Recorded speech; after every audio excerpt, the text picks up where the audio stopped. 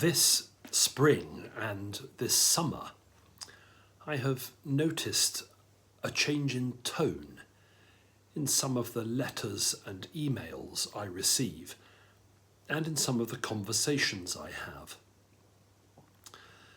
People are, of course, at liberty to criticise decisions I make, and they're at liberty to complain about actions that the Cathedral takes, of course. But the change I've noticed is that those criticisms and complaints are angrier, more impatient, more insistent.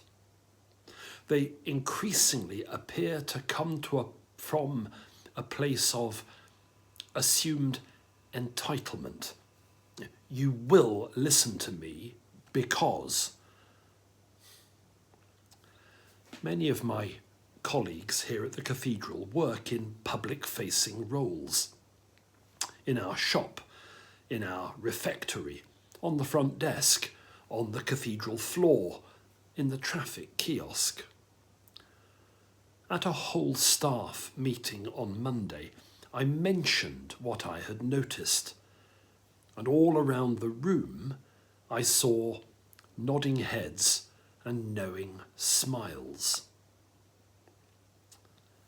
We live at a time of increased anger, impatience, and frustration.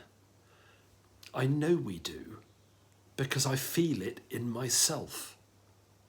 I felt it when I saw those nodding heads and knowing smiles. The Cathedral staff and the Cathedral volunteer body are some of the hardest working, best intentioned people I have met. It's my massive privilege to work with them. When they are the butt of other people's anger and impatience, well, it makes me angry and impatient. As I speak, I can feel my heart rate rising and my muscles tightening. I know that 99% of the time our staff and volunteers will go out of their way to look after this place and those who come here. They will always go the extra mile, way beyond what we could reasonably expect of them. Why this increased anger? I'm no behavioural analyst, but I can think of a number of underlying causes. Take a look at the news. The cost of living is spiralling upwards. Our pay packets are being squeezed. A war is being waged in Europe. There has been chaos at the heart of government. And over all these situations, we have no control whatever. We're powerless. Ugh. Then there's the pandemic. We've lived through more than 2 years of social dislocation. We couldn't meet, we couldn't gather, we couldn't shop or make visits, we couldn't even assemble for worship. There's been an impact on our ability to converse, to reason, to compromise, to have basic interactions with our neighbours. And then there's our increased reliance on tech. It's wonderful. Here I am, talking to my phone. It can't answer me back. I can go on Twitter, assume an identity, and call the Prime Minister every name under the sun, and I will be totally unaccountable for what I say. And while for 2 years I rarely stood in a queue and was rarely served by an actual human being, I've got very used to placing orders online, all at the click of a few buttons, all done in seconds. I think that a combination of all of that is why we're now living at a time of increased anger, impatience, and frustration. So, how do we navigate it? The first thing we must do is name it.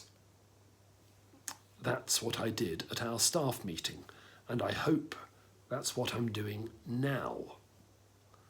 This anger is a thing.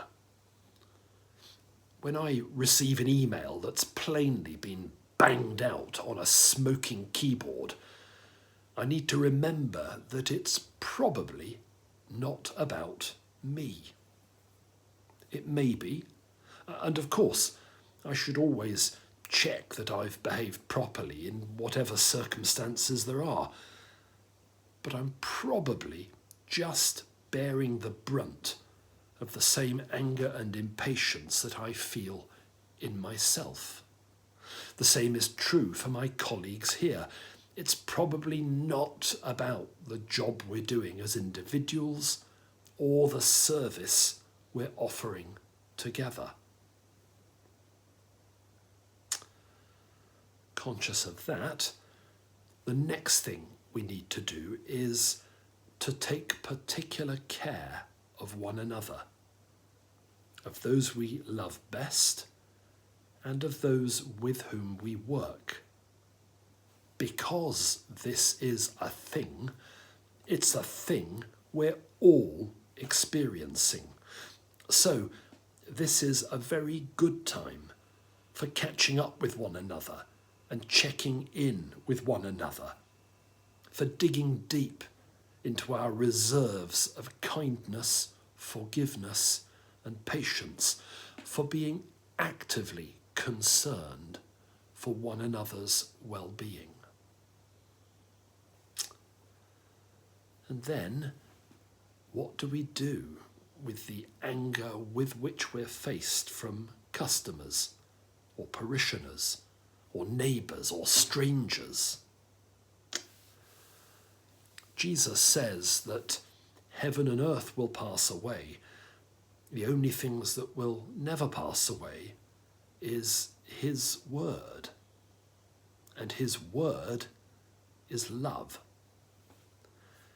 If I'm written a stinker and I hammer out another one in response, well, there are now 2 stinkers in the world, not just one. So perhaps we need to get used to asking ourselves, in these particular circumstances, knowing what I know, facing what I face, what's the most loving thing I can do? The answer may be just dial down the rhetoric, moderate the language, reply firmly but politely. That may be the most loving thing. And that's all I or any of us can actually do.